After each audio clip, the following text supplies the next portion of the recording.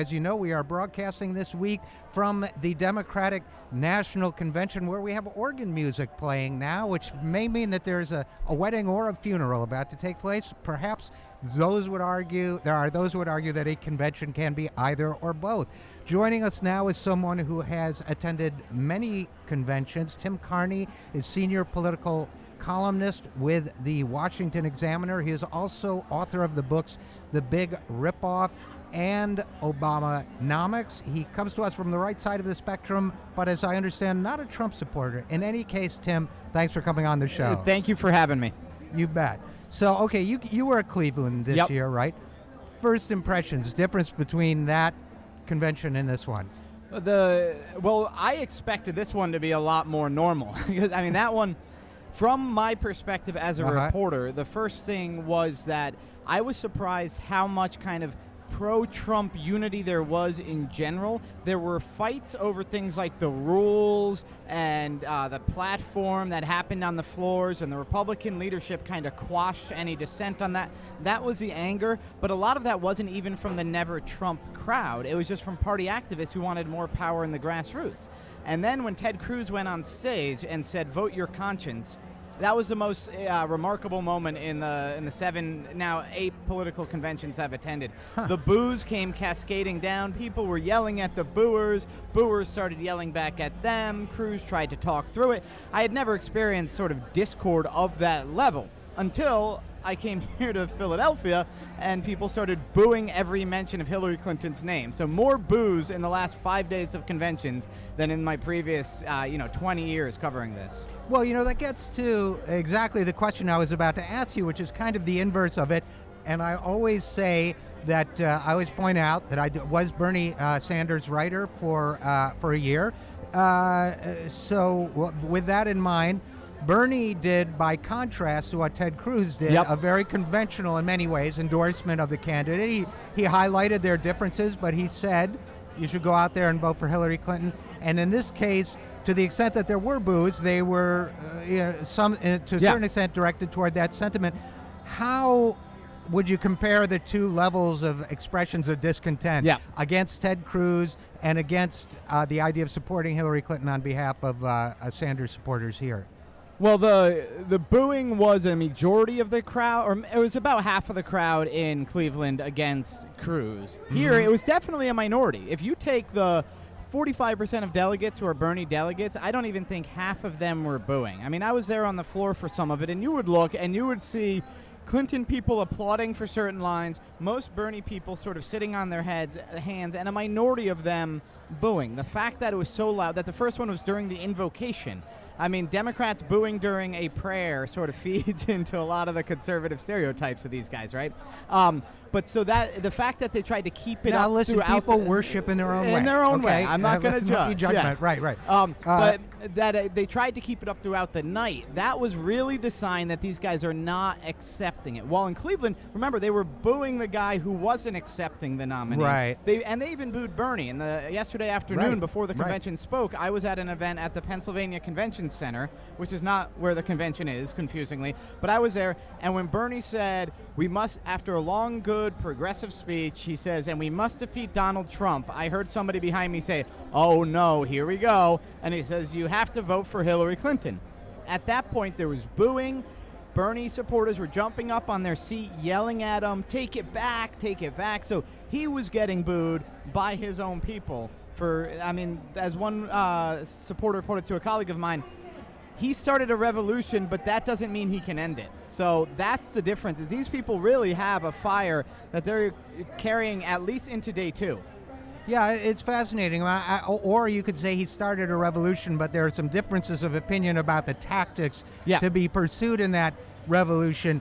Now, talking about Trump for a second, it's interesting because I think, but I'm interested from your more conservative perspective, I think that there are ideological splits in both parties. I think there are genuine ideological differences between Bernie Sanders and Hillary Clinton, and that Bernie has made the tactical decision that defeating Trump is the priority. And I think he also genuinely respects Hillary Clinton. I think in the Republican Party, to the extent that Trump has a discernible ideology at all, it's weird kind of pastiche of some conservative things thrown in there, some liberal ideas thrown in there, but to be executed in some unknown authoritarian way. And but I think that Ted Cruz is more of a doctrinaire, ideological and cultural conservative. Is that a fair summary? No, and so the way that I used to describe the Republican Party, I said there's two wings. The K Street wing. K Street is our proverbial lobbying quarter in D.C. Right. So that used to dominate the party. And then the Tea Party wing came in and set up a separate base of money, of fundraising, of jobs, of campaigns, of information, of connections to the media. A whole sort of mini second establishment within the party was the Tea Party. And Ted Cruz was an embodiment of that. And so I would describe that as if those were the two wings within the party. What Trump showed us was that there was a whole other wing that had no attachment to the Republican Party, but also no attachment to conservative ideas. They don't care about tax cuts up and down the income scale. A 10% across the board tax cut doesn't appeal to them. They don't want Social Security to be touched. They don't care about some of the more, they're a little less into the social issues. And so that's the non-ideological, largely white working class part that Trump tapped into that didn't really have a voice. So if there's those three aspects of the party, Cruz, the Tea Party part, found themselves in the minority, which was the Republican establishment and the Trump part were arrayed together to win in November, and the Tea Party part was a part that's most analogous to the Sanders aspect, say, we're going to stand up and fight for ideas, and sometimes setting pragmatism to the side. Right, you know, I have to say, and again, we're talking with Tim Carney, who is a senior political columnist for the Washington Examiner.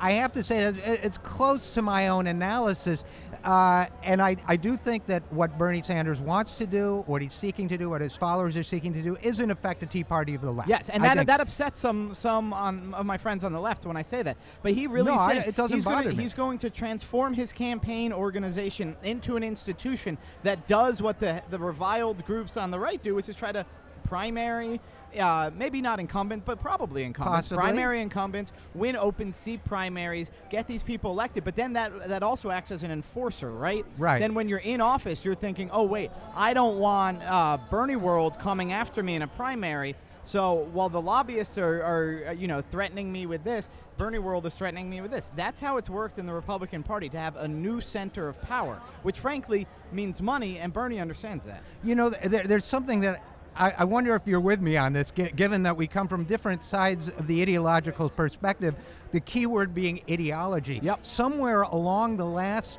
15 or 20 years, the word ideology itself has become a dirty word. Yep. I would rather talk to somebody that has a coherent ideology, even if I utterly disagree with it, than this notion that there is somehow an insider cognition process in Washington that says, well, you and I can get along. We'll work this out in the back room. No. When I vote for you, I want to know what you stand for, I know whether I agree with you or not. And in the Washington media, where they try to say they don't have any biases, we're impartial, I'm a conservative guy. I think they generally lean left, but that's not their main bias. Their main bias is towards kind of towards the middle, kind of towards this idea that, and they say, well, the two things we want are people who will work together in the middle as problem solvers, and we also don't like this corporate influence, these lobbyists, these special interests. But guess what? If you look at who's in the middle, those are the guys who go through case, and it's true on the right, on the Republican Party. The further left you are, the closer you are to the lobbyists. And on the Democratic Party, the further right you are. The common theme is the guys who are in the middle are sometimes in the middle because they don't have beliefs. And that's handy because then they can sell their vote to the highest bidder, to put it in Bernie language. But Bernie is ultimately, I think, pragmatic in a way that sometimes ideologues aren't always, where at the end of the day, he said, we wanted to get a seat at the table to move the platform to the left, and he succeeded. Right. And so you've got guys on the Republican side. Tom Coburn was an Oklahoma senator who was definitely a conservative, but at the end of the day, he was a pragmatist. And the criticism of the Tea Party is that they've been ideological but not pragmatic. So can you be pragmatic without being a sellout? That's the challenge. Right. There is very much an analogous situation with the right, too, where there are those members of the right who have primaried Tea Party-like or Tea Party-ish Republicans because they did too much deal making. It's fascinating. It's almost like we're rebalancing the political process now. Now, okay, so Republican Party has its equivalents of, let's say, the Hillary wing and the Tea Party wing now with the rise of the Sanders movement. And by the way, I don't consider that necessarily pejorative. I've wanted that on the left. Now you have Trump kind of parachuting in from some fourth dimension of the political universe. And it seems to me first of all, do you think that that's been the source of conservative frustration? Do you think they feel like we've been fighting for 20 years to get this party to do what we want? Now all of a sudden this wacky guy comes in and takes it away from us? That's exactly how it feels. And I live in Washington, and so I run in these conservative circles, and there have been people who have spent decades building up conservative arguments, making them better, getting elected officials to carry the ball. I mean, that's sort of what Paul Ryan had become. He was the first guy to be born out of the conservative movement to try to advance conservative ideas in reelected politics. And then all of a sudden, you see this guy come in who doesn't have ideas rooted in any set of beliefs, and his ideas Wednesday are different than his ideas Tuesday, or what he says. Maybe calling them ideas is giving him too much credit. But the point is, it is a huge source of frustration that he came in and did that. And at first it was really frustrating that a lot of the media said, oh, Trump was ultra-conservative. I think they've come around to realizing that he's outside of any sort of political spectrum. Well, that whole notion, and again, we're talking with Tim Carney, a senior political columnist for the Washington Examiner, that whole notion, I mean, it's like if you take these online tests, which I find surprisingly useful, even though online tests are insipidly meaningless, it would basically define me as a left libertarian, meaning that I believe in goals that verge on the socialistic, but I also think individual freedom is an extremely important value. Trump, on a similar spectrum, would be probably neither left nor right, but extremely on the authoritarian side of the scale. It's fascinating to me, his speech, which I had to cover and write about for a morning deadline, so I was up till 4 a.m. because it was basically the longest speech this side of Fidel Castro, I think. It touched a number of very major left as well as right talking points. And then at the end, I thought he threw in some standard Republican hackery. That was my opinion. But he talked about trade deals taking away people's jobs. He mentioned Ferguson, Missouri. He mentioned, so I felt that basically what this guy wants to do is to say, no one else can save you. The conservative movement can't save you. The liberal movement can't save you. Republicans can't save you. I alone. I alone. And that was his end. And, he had the laughable line of crime was going to end on January 20th. Right. I always wondered, will it end like when we wake up, or is it going to wait till, he's sworn in at noon or, 12:01 p.m.? But what I always ask going forward is there a lesson to take from this? And I ask it from a conservative perspective. And so one of the things, even as a reporter, I found it was hard to engage the working class in political discussions. I'd go to a bar to talk to people about politics. And if I went to sort of your blue-collar bar, I couldn't get anybody to talk to me about politics. They tried to kick me out. If I went to a yuppie Irish pub, they loved talking about it. And so there was this demographic sort of hole in my knowledge of political views that now the Trump campaign has allowed me to fill. And so the question is there a way to address those that doesn't involve demagoguing and this over-promising? I think there are. I've often advocated what I call free market populism, which involves first going after the corporate welfare. That would be common cause with Bernie Sanders. Right.